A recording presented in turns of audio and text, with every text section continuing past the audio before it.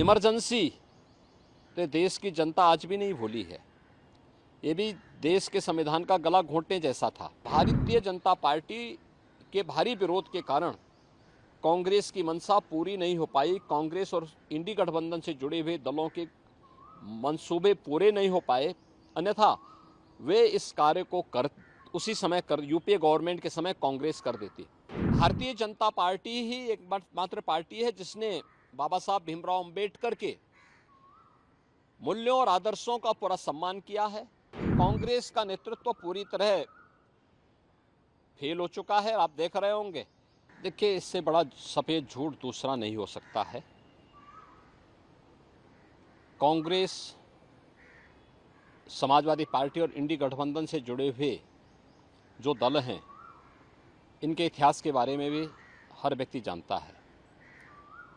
कांग्रेस का इतिहास बाबा साहब भीमराव अंबेडकर के द्वारा बनाए गए संविधान का गला घोंटने का रहा है। 1950 में देश का संविधान लागू हुआ और कांग्रेस ने लगातार अभिव्यक्ति की स्वतंत्रता को रौंदने का मामला रहा हो या उसके बाद भी लगातार ये प्रयास किए कि वह संविधान को अपने तरीके से इस्तेमाल करे। जनता का शासन जनता के लिए है, जन भावनाओं का सम्मान हो, ये कभी भी उसने प्रयास नहीं किया। और इमरजेंसी तो देश की जनता आज भी नहीं भूली है। ये भी देश के संविधान का गला घोंटने जैसा था। इसके साथ ही कांग्रेस ने यूपीए सरकार के समय जो पाप किया, तब समाजवादी पार्टी और बहुजन समाजवादी पार्टी भी उनके साथ सहयोगी थी। जब उसने अनुसूचित जाति, जनजाति और पिछड़ी जाति के हकों पर डकैती डालने के लिए, सेंधमारी करने के लिए उस समय जस्टिस रंगनाथ मिश्रा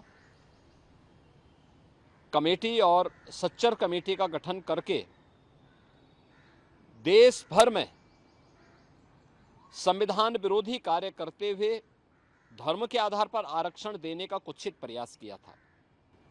इसके लिए इन्होंने माध्यम बनाया कि 27% जो पिछड़ी जाति के लोगों को मिलने वाला आरक्षण है, उस आरक्षण में 6% पिछड़ी जाति के लोगों को हिस्सा काट करके दे दिया जाए। इसी प्रकार से सच्चर कमेटी की रिपोर्ट के माध्यम से प्रयास किया गया था कि अनुसूचित जाति और जनजाति में मुस्लिम समुदाय के भी कुछ जातियों को शामिल करके उनके हकों पर में सेंधमारी की जाए। तो भारतीय जनता पार्टी थी जिसने उस समय भारी विरोध किया था और भारतीय जनता पार्टी के भारी विरोध के कारण कांग्रेस की मंशा पूरी नहीं हो पाई। कांग्रेस और इंडी गठबंधन से जुड़े हुए दलों के मंसूबे पूरे नहीं हो पाए, अन्यथा वे इस कार्य को उसी समय यूपीए गवर्नमेंट के समय कांग्रेस कर देती। कांग्रेस ने इसकी शुरुआत कर दी है कर्नाटक से। कर्नाटक में कांग्रेस ने पिछड़ी जाति के लोगों को मिलने वाले आरक्षण के लाभ में उसने सेंधमारी कर दी है। इलेक्शन कमीशन ने इसके लिए कांग्रेस नेतृत्व की कर्नाटका सरकार को तलब भी किया है। भारतीय जनता पार्टी बाबा साहब भीमराव अंबेडकर, भारत के संविधान निर्माताओं का पूरा सम्मान करती है और उनकी जो मंशा थी, उस मंशा के अनुरूप भारत के संविधान को सर्वोच्च मानते हुए अपने संवैधानिक दायित्वों का ईमानदारी पूर्वक निर्वहन करने की पक्षधर है।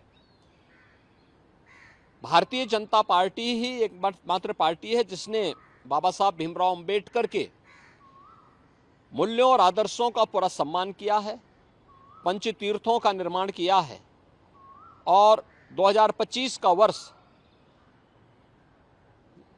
राष्ट्रीय जनजाति गौरव वर्ष के रूप में मनाने का भी निर्णय भारतीय जनता पार्टी ने अपने संकल्प पत्र में भी इस बात को कहा है।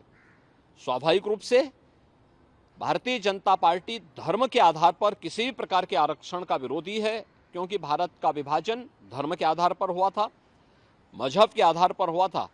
भारतीय जनता पार्टी इसका विरोधी है, लेकिन अनुसूचित जाति, जनजाति और पिछड़ी जाति को मिलने वाले आरक्षण के लाभ का पूरी तरह पक्षधर है और भारतीय जनता पार्टी हमेशा इस व्यवस्था को लेकर के आगे बढ़ेगी। हम ये कह सकते हैं कि कांग्रेस किसी एक राजनीतिक एजेंडे के तहत इस मामले को उठा रही है ताकि वो देखिए, कांग्रेस का नेतृत्व पूरी तरह फेल हो चुका है। आप देख रहे होंगे कि उनके लोग जब अपने स्वयं के नेतृत्व पर विश्वास न होने के कारण लगातार कांग्रेस के प्रत्याशी भी फील्ड छोड़ करके भाग रहे हैं। कहीं उनके प्रदेश अध्यक्ष इस्तीफा दे रहे हैं, कहीं पे उनके घोषित प्रत्याशी स्वयं अपनी प्रत्याशिता वापस लेकर के भारतीय जनता पार्टी के सदस्यता ग्रहण कर रहे हैं, और कहीं पर वे अपनी जानबूझ करके अपने नामांकन प्रपत्रों को अधूरा भरने का काम कर रहे हैं।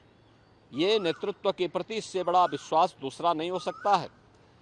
तो अपनी इस खींच को मिटाने के लिए वह इस ओर जनता का ध्यान न जाए, इसके लिए वह उल जलूल और मनगढ़ंत आरोप लगा करके देश के ध्यान को बांटने का प्रयास कर रहा है।